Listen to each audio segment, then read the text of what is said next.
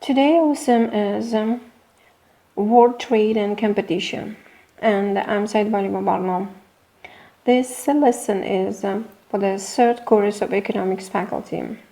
Our lesson is divided into two parts, and today we have talked about import and export. What is World Trade Organizations? Well, importing means buying foreign goods and services by citizens, businesses, and government of a country, no matter how they are sent to the country. Exporting means goods and services which are produced in one country are purchased in another country. It is produced domestically and sold to someone in a foreign country. The World Trade Organization is the only global international organization dealing with the rules of trade between nations. At its heart are the WTO agreements negotiated and signed by the bulk of the world's trading nations and ratified to their parliaments. Try to understand this explanation, translate into Russian, find all new words and write on your copybook. Find place definition. And then we will continue. Look around you. How many things can you see that were imported from another country? How much of the food you have eaten in the last 24 hours came from abroad? What are your country's major trading partners? What are your country's most important exports? Does your country try to restrict imports? And the answer, please, to this question. Then, do please the exercises match up the half sentences below defining the key terms.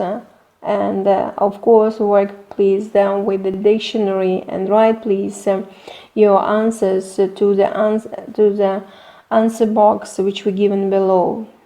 And you see that they were given definition of free trade, protectionism, trade barriers, tariff, quota, absolute advantage, cooperative advantage, infant industry, strategic industry. And I'm sure that you know all of these words in Russian or in Uzbek, but you see that you have to learn terminology which used in business, which help you in your future job. Then they were given for you exercises for reading. You will read the article of the Korean economist Ha-Joon Chang. He is the author of several books including Bad Samaritans, Guilty Secrets of Rich Nations, and The Threat to Global Prosperity.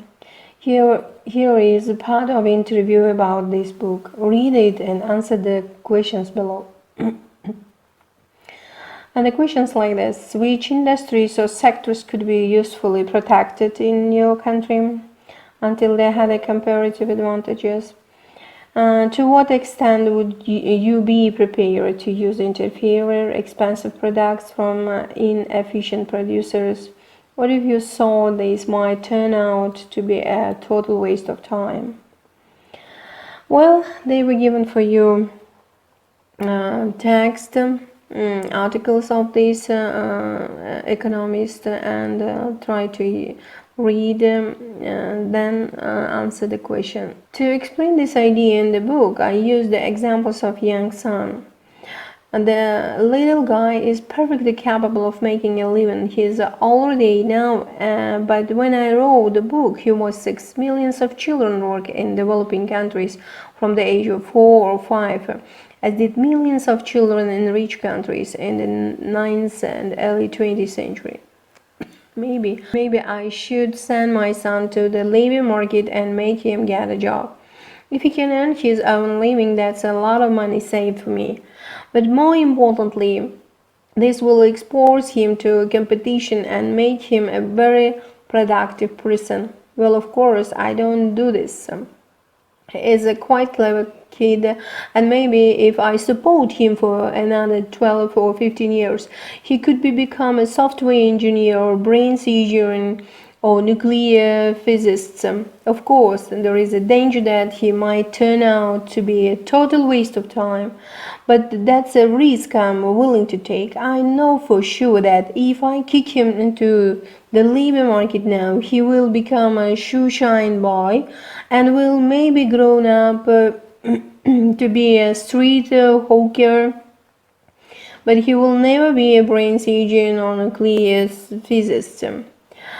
The analogy is when you are trying to get into a more difficult and thereby higher return activity, developing countries have to invest in it. The invest comes in the form of protection, which makes for the moment your local consumer use expensive or inferior domestic products. But unless you do this, these industries are not going to grow.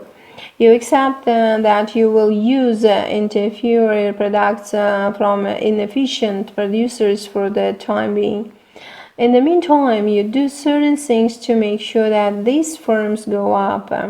They increase their productivity and eventually give you cheaper domestic goods to create jobs and stimulate other activities.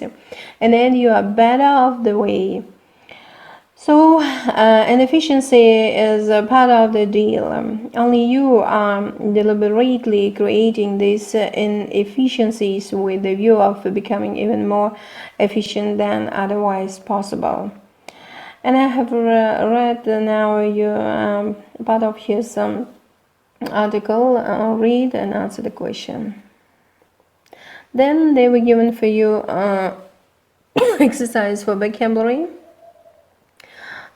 Before discussing arguments for and against free trade, march up these words and definitions: copyright, dumping, dynamic, subsiders, trademark. And you see that they were given some questions. Please, before which industries or sectors could be useful and protected in your country until they had a comparative advantage? To what extent would you be prepared to use inferior, expensive products from inefficient producers? And what if you thought this might turn out to be a total waste of time? Reading and discussion for and against free trade. Read please these explanations. Then please answer the or choose, not answer, choose one of these written point of views into the answer box in the below, in favor or against. And the home task: prepare a brief talk, summarize either the arguments in favor of free trade or those against. You can use your own opinions and examples as well as those expressed in this unit. Thank you for your attention.